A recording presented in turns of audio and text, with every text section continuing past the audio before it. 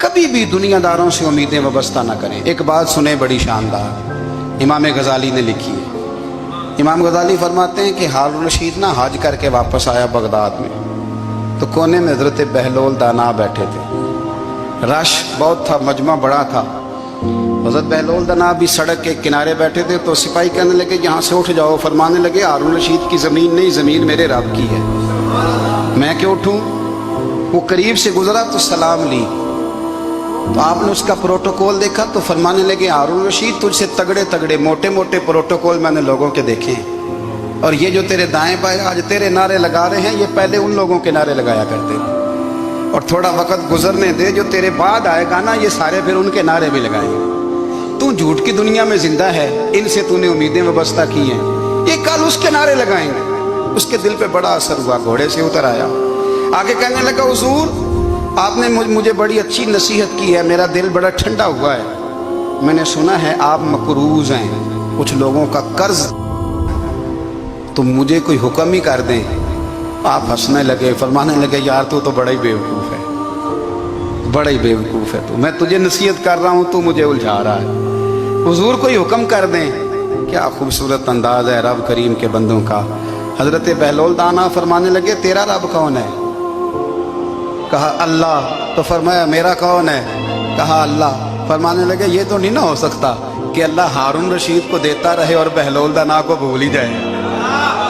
ये तो नहीं ना हो सकता कि हारून रशीद को देता रहे और बहलोल दाना को भूल जाए। फरमाया उसका दिल, उसका इरादा हुआ, इरादा कुदरत हुआ कि बहलोल मकरूज रहना चाहिए, तो अगर रब मुझे रखना चाहता है, दुख कबूल मोहम्मद बख्शा राजी रहन प्यारे, अगर वो चाहता है मैं मकरूज रहूं, तो मैं भी चाहता हूं कि मैं मकरूज ही रहूं। ये तो नहीं ना हो सकता कि तुझे दे और मुझे ना दे।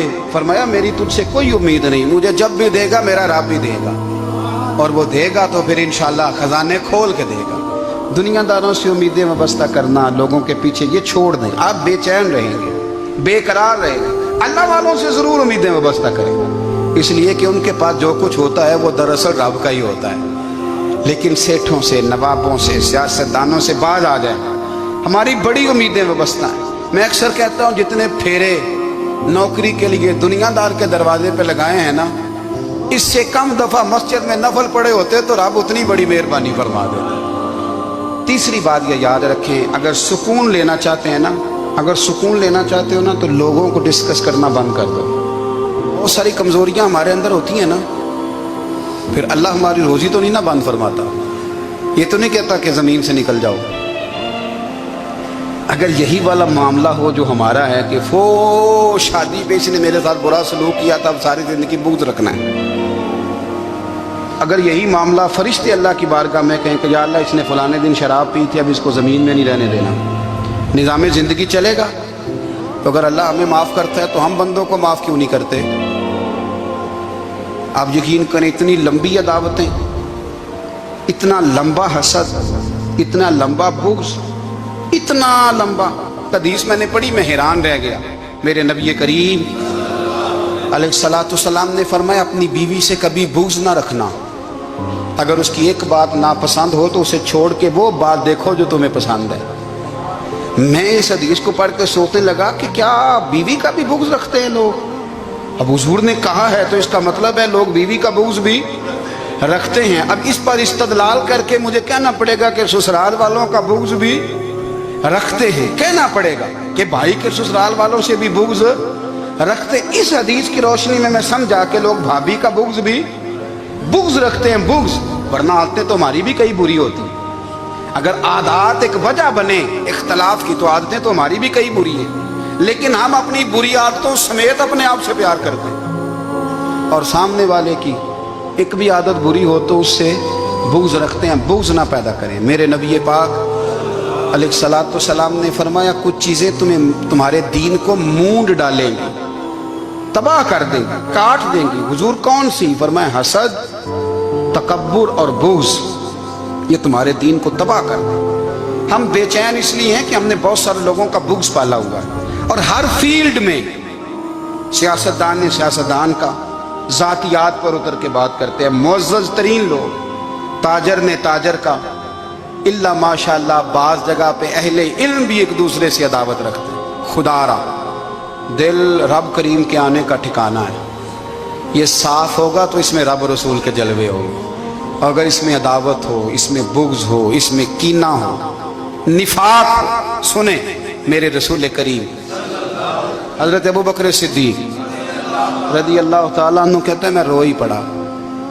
मक्का फतह हुआ ना, तो इकरमा बिन अबू जहल ने पैगाम भेजा कि मैं ना कलमा पढ़ने के लिए आ रहा हूँ। वह बात लंबी है, मैं मौजू पे रहना चाहता हूँ। कहते हैं जब वो आने लगा ना तो नबी पाक ने हम सबको बुलाया, हम हाजिर खिदमत हुए तो हुजूर फरमाने लगे कि उसके बाप ने ना बड़ा जुल्म किया है हमारे साथ, अबू जाल ने बड़ा सताया है, बड़ी तकलीफ़ दी है।